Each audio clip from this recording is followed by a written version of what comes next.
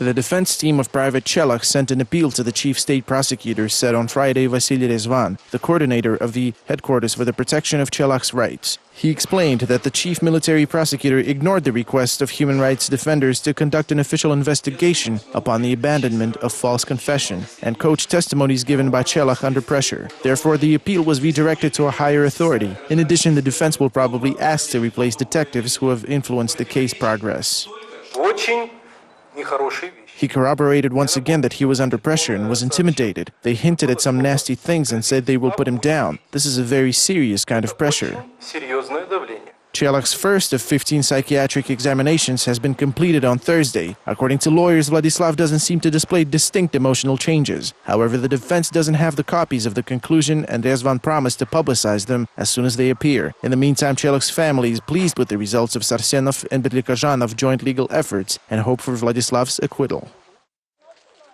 On Friday, families of the killed border guards visited the outpost to set a memorial plaque there. Mothers of the soldiers were brought to Usharal on Thursday night. At 6 a.m. on Friday, they were taken to the site with 4 military helicopters. Parents of Meirham Imenov and Denis Rey, whose bodies have not been identified yet, opposed the idea of placing the names of their children on the plaque. Rey's mother didn't attend the ceremony due to poor health.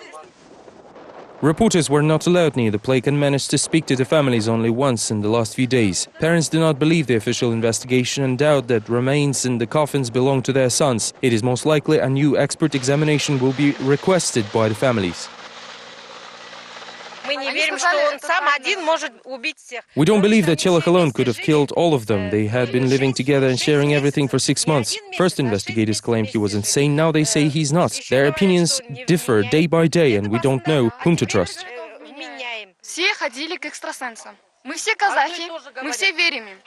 We've consulted with psychics. We're all Kazakhs and we believe in what they say. They told us that despite the coffin we saw, he's still alive. We've spoken to 10 psychics and all of them said the guys are in captivity. Why would they say that if the guys died?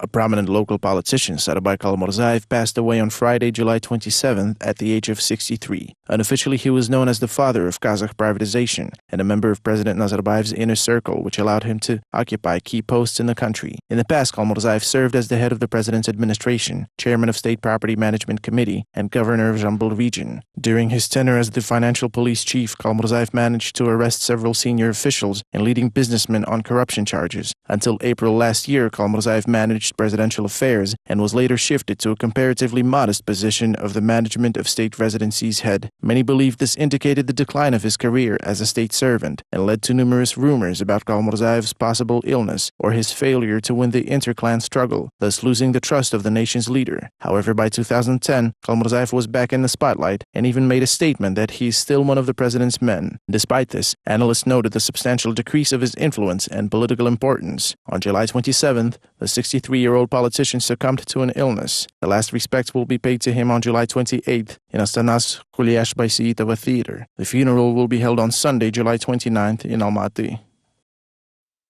The Minister of Labour, Gulshara Abdukhalikova, spoke about the increase of the retirement age during the Friday's online conference. Interestingly, Abdukhalikova couldn't say when she herself plans to retire, in 10 or 15 years. It looks like she went through a face hill turn regarding the proposed innovations immediately after President Nazarbayev supported them. I was never absolutely against it. I just said that at this time it should not be raised immediately to avoid commotion. These issues have been looked into. In one way or another, international and home experts are giving us their suggestions. And as such, there are different opinions and we must consider all of them.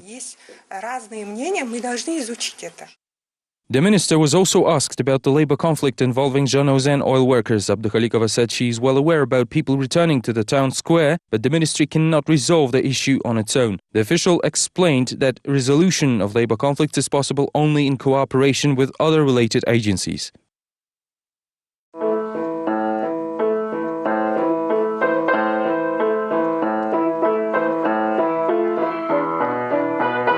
Asyl Birlibaeva ended up in this SOS Children's Village when she was 6. She does not remember her real parents, and the only family she knows is her social mother, Gulia. Asyl is now 22. She has graduated from a music school and a college, and also became an accountant.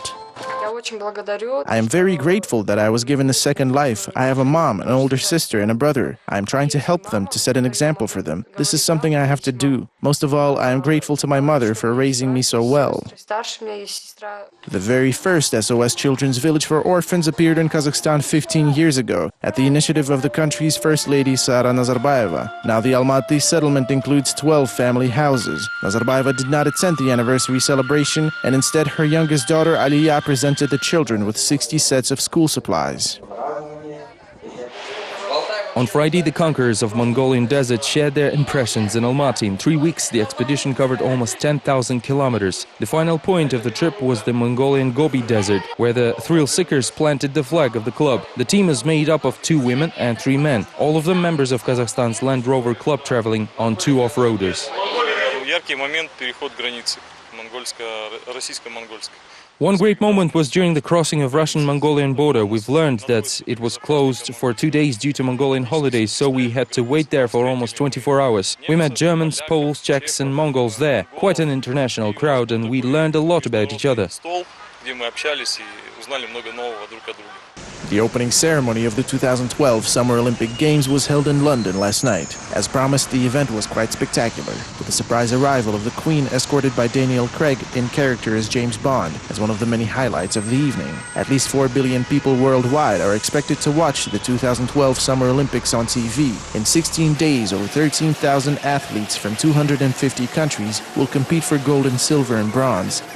In 16 days, over 13,000 athletes from 250 countries will compete for gold, silver and bronze, including 116 athletes from Kazakhstan.